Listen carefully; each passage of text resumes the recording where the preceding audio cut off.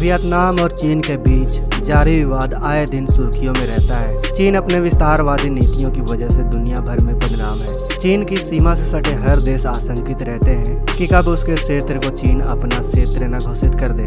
तिब्बत के हसरे से पूरी दुनिया वाकिफ है। हवा से लेकर समुद्र तक और समुद्र से लेकर जमीन तक चीन अपने पड़ोसी देशों के लिए लगातार चुनौती बनता जा रहा है। वियतनाम चीन के साथ कूटनीतिक संवाद तो रखता है, लेकिन अपनी स्वतंत्रता की मांग करता रहता है।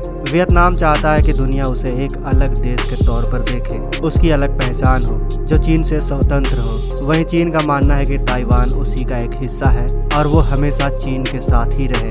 ऐसे में सवाल तो बनता है कि जिस तरह से रूस ने यूक्रेन पर हमला किया और जिस तरह से रूस ने यूक्रेन के क्रीमिया पर कब्जा किया, क्या ठीक उसी तरह चीन भी वियतनाम पर हमला करके उस पर कब्जा करने की कोशिश कर सकता है? आइए जानते हैं। दोस्तों, हमें इस सवाल के जवाब के बारे में जानने से पहले हमें वियतनाम और चीन के विवाद की असली कहानी के बारे में जानना होगा।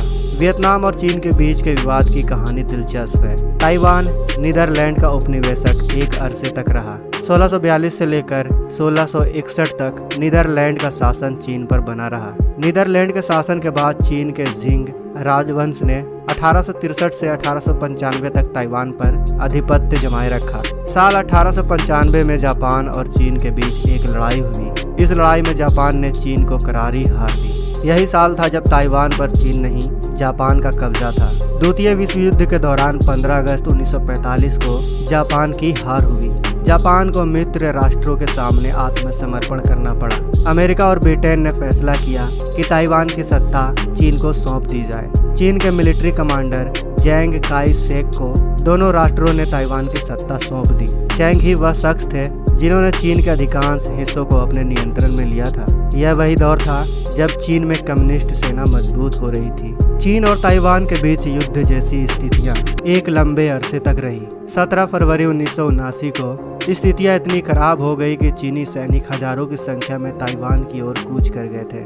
मार्च 1979 तक स्थितियां सामान्य होने लगी क्योंकि चीन युद्ध का इरादा टाल चुका था। 1980 तक दोनों ही देशों के बीच रिश्ते समान होने लगे। बेहतर हो रहे रिश्तों को देखकर चीन ने ताइवान को प्रस्ताव दिया कि 1 कंट्री 2 सिस्टम की पॉलिसी के तहत अगर वियतनाम खुद को चीन का हिस्सा मान लेता है तो उसे स्वायत्तता दे दी जाएगी। ताइवान की चाहत स्वतंत्रता की थी, स्वायत्तता की नहीं।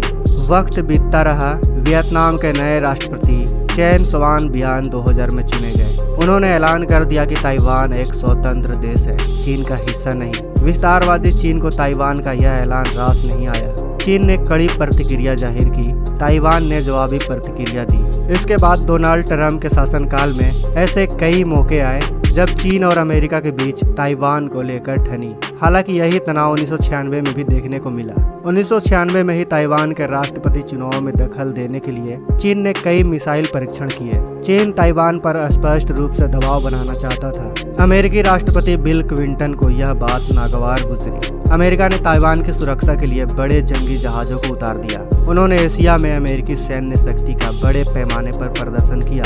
अमेरिकी सैन्य प्रदर्शन का असर यह हुआ कि चीन को साफ तौर पर यह संदेश चला गया कि वियतनाम को लेकर अमेरिका गंभीर है। पूरी दुनिया चीन की 1 चाइना पॉलिसी को मानने के लिए मजबूर है। अमेरिका विश्व शक्ति है। चीन और अमेरिका के बीच जारी तनाव भी जग जाहिर है। ऐसी स्थिति में अमेरिका ही एक ऐसा देश है जो खुले तौर पर ताइवान को समर्थन देता है। चीन ने कई बार ताइवान की ओर अपनी सेना का रुख कर दिया है। अभी पिछले साल ही चीन ने अपनी सेना को ताइवान के बॉर्डर पर भेज दिया था। ऐसे में रक्षा विशेषज्ञों का मानना है कि चीन भी रूस की तरह ही वियतनाम पर कोई बड़ा कदम उठा सकता है। इसके अलावा अमेरिका के बाद भारत ही एक ऐसा देश है जो ताइवान को स्वतंत्र राष्ट्र बनाने का सपोर्ट करता है। चीन की विस्तारवादी नीति ऐसी है कि इसके सभी पड़ोसी देशों के साथ सीमा विवाद है, चाहे ताइवान हो, वियतनाम हो, फिलीपींस हो, रूस हो या फिर भारत। चीन का हर देश के साथ सीमा विवाद है और चीन के अनुसार हर पड़ोसी देशों के अंदर चीन की जागीर है। ऐसे में चीन के इन मंसूबों को नाकाम करना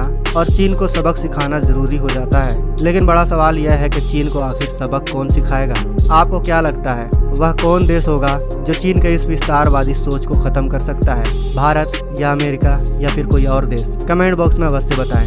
वीडियो अच्छी लगी हो तो वीडियो को लाइक और अपने दोस्तों के साथ शेयर जरूर करें। अगर आप हमारे चैनल पर नए हैं और आपने अभी तक इस चैनल को सब्सक्राइब नहीं किया है तो इस चैनल को सब्सक्राइब जरूर करें। साथ ही बगल में जो बेल आइकन का बटन है उस पर ऑल पे क्लिक कर लें ताकि हमारे